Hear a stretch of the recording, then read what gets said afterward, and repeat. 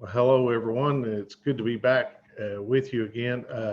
It's been a little over a month since I've done a video, and I just wanted to take a break and let everybody get through the election and everything and kind of recover from it. It's kind of been a rough ride for a lot of people, and it's going to work itself out, and I'm trusting that that's going to happen. I wanted to get back on and do a video here, especially with the things that's going on in the country. You know, everybody's looking towards Washington, D.C. and everything to fix our problems. And we're all seeing that that's really not going to be where our liberties and stuff are protected. It's up to us to protect our liberties. If you're waiting for Donald Trump or Joe Biden or whoever to protect your liberties, you're going to be waiting a long time. It's going to be up to us at the local and state level to do that. And so that's one of the reasons why I wanted to do this video today is, you know, we're seeing now, this is Wednesday, the day before Thanksgiving.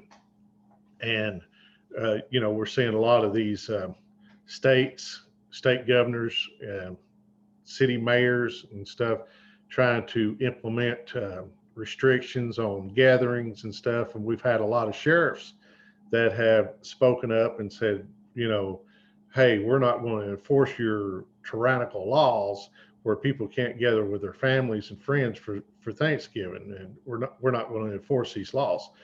And everybody's like, oh, great job, you know, we're glad the sheriff's standing up for us, and you know, so anyway, that's what I want to talk about is your local sheriff and your local politicians and what they should be doing in situations like this. And I hope that people are really starting to see how important local elections are.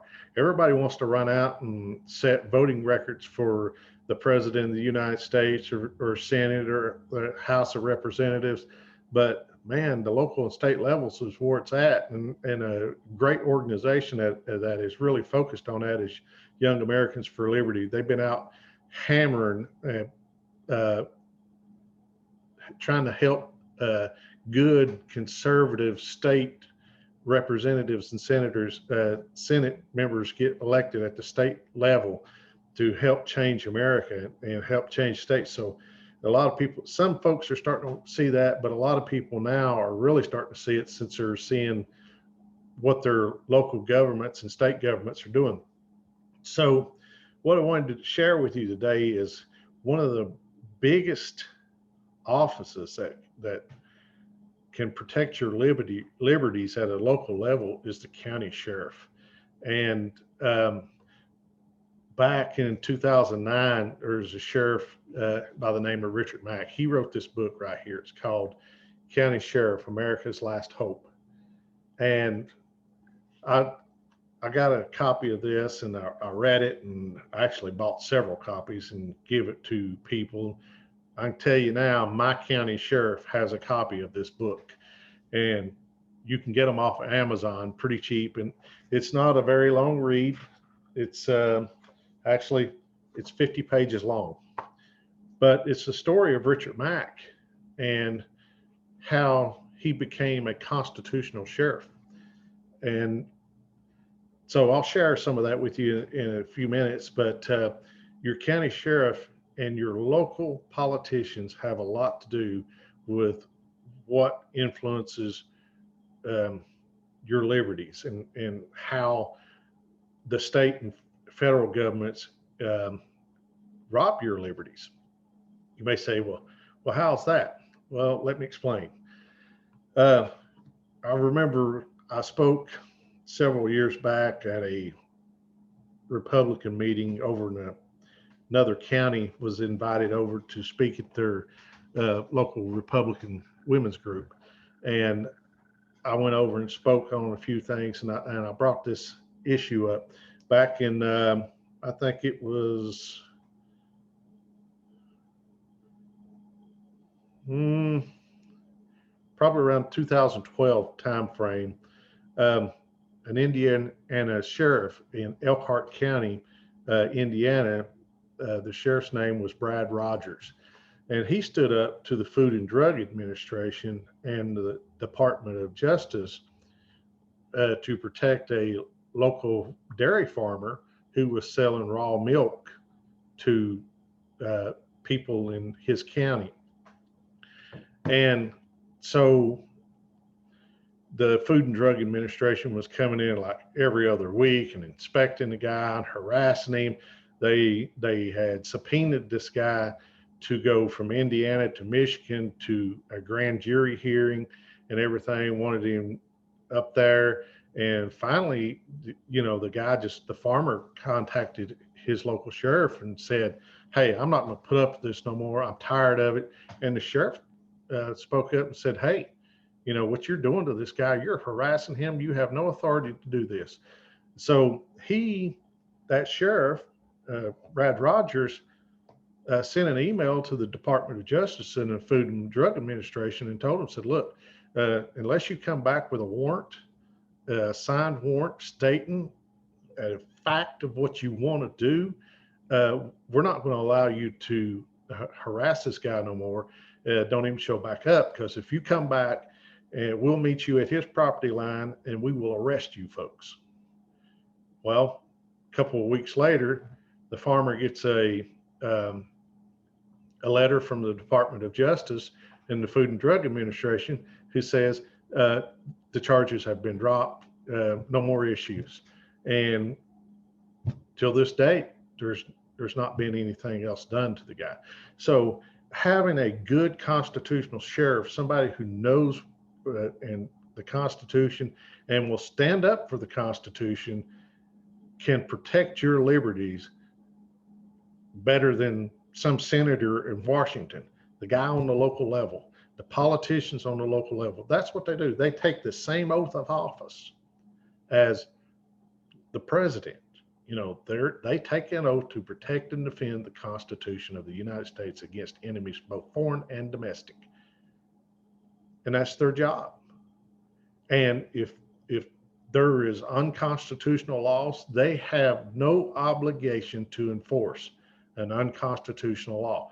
That's just a fact.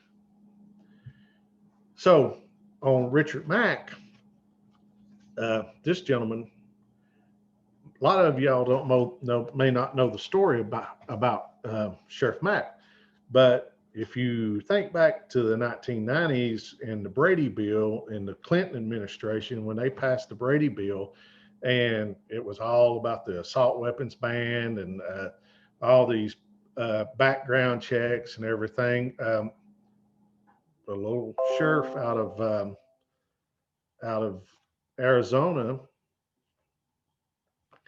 fought it and took it to the Supreme Court and beat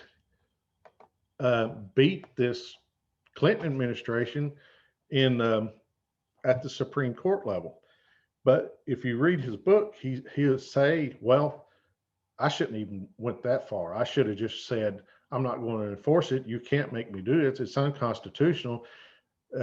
He spent a lot of time and money fighting this at the Supreme Court, but he ultimately won it and caused the Brady Bill to be withdrawn and done away with. But the story in this book is how he became a constitutional sheriff.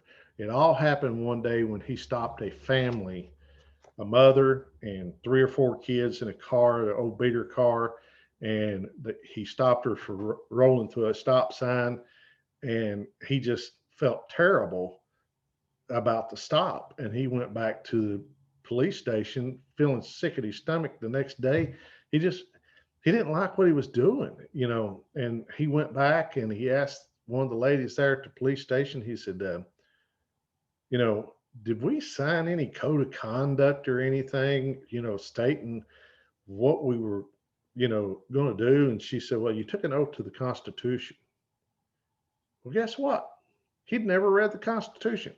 We have so many politicians, so many police officers, so many sheriffs that never read the Constitution. People have joined the military and took an oath to the Constitution to protect and defend, have never read it, let alone the state constitutions where they're from. But they don't read it, so they don't know what it means, even though they swore an oath to it. So he went back and read the Constitution, and that was the day that changed his life. And he became a great sheriff in Arizona, and now he started a constitutional sheriff's organization and helped a lot of law enforcement officers and stuff here in the United States. So he's done a really good thing, and I wanted to share that with you all, with everything that's going on with these mask mandates, these gathering mandates, and everything else that's coming out. Look, they can give all the executive orders they want. If it's unconstitutional, it's unconstitutional. And your permission slip is the Constitution. And so don't abide by the unconstitutional mandates, and you should demand and talk to your local politicians. But you really need to start questioning these county sheriffs and see where they're at on this stuff, because it's their job. They are the only elected law enforcement officer in your county, and they are the supreme law enforcement officer in your county. A lot of people don't know the power of the county sheriff that they have. A lot of county sheriffs don't realize that the power that they have. If they were to learn to wield it for the good of the people will keep them in office and take care of them, especially if the sheriff is protecting their rights against tyranny. So if you can, go on Amazon and buy this book, sit down and read it, buy several copies of them, take it to your county commission, your city council, but at least buy a couple copies and give it to your sheriff. You give your sheriff a copy. And there's some other books in here that Richard Mack has written as well.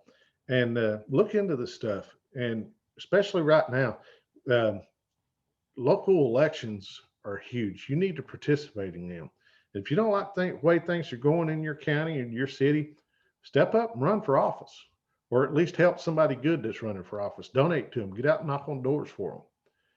But anyway, so I wanted to share that with you, and I really want to wish you all a happy Thanksgiving. Enjoy time with your family, with the blessings that God has given this country. We're going through a lot right now, and it seems like dark days and everything, but I just want to tell you, compared to a lot of places in this world, we're very, very blessed, and we need to thank God for that and thank him for his blessings. We need to do that every day, just not one day a year.